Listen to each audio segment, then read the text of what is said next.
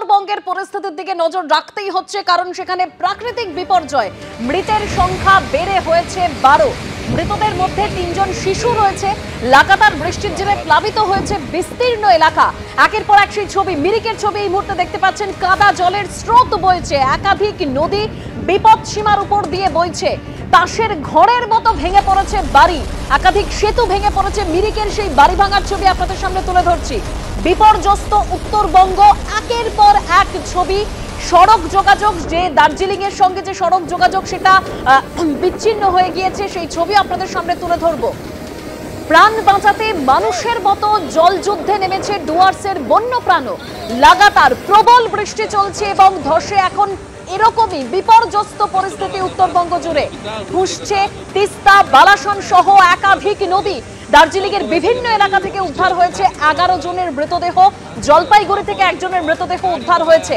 এখনো পর্যন্ত এনডিআরএফ সূত্রে এই খবর পাওয়া যাচ্ছে, তবে এই মৃতের সংখ্যা বাড়তে পারে বলেও আশঙ্কা প্রকাশ করা হচ্ছে।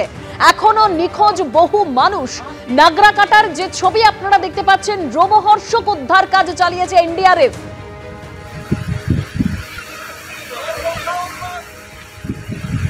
শিলিগুড়ির সঙ্গে দার্জিলিং এর যে যোগাযোগ সেটা কার্যত বিচ্ছিন্ন হয়ে গেছে।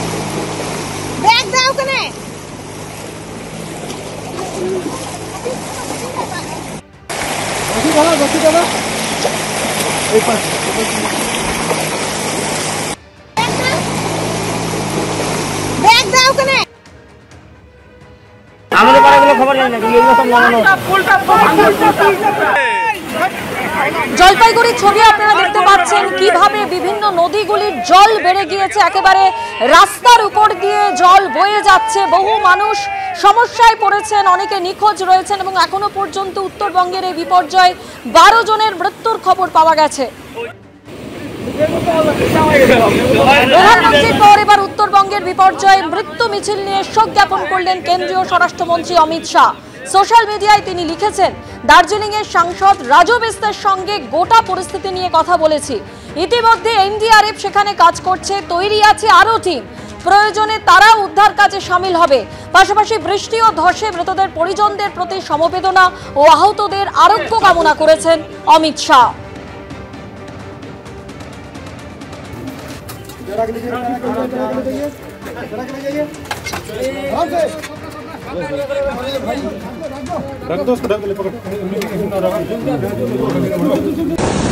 बालासन खोला हेर्नुहोस्, यस्तो नलाग्दा बालासन खोला विकराल रूप लिएको छ। आज बालासन खोलाले सब बगाइसक्यो, माथि होमस्टेहरू, माथि तलबाट सब बगाइसक्यो, घरहरू। উত্তরবঙ্গ ও সিকিমে বিপর্যয় পাশে থাকার বার্তা রাহুল গান্ধীর। পশ্চিমবঙ্গ ও সিকিমের বিভিন্ন জায়গায় ভারী বৃষ্টি ও ভূমিধস।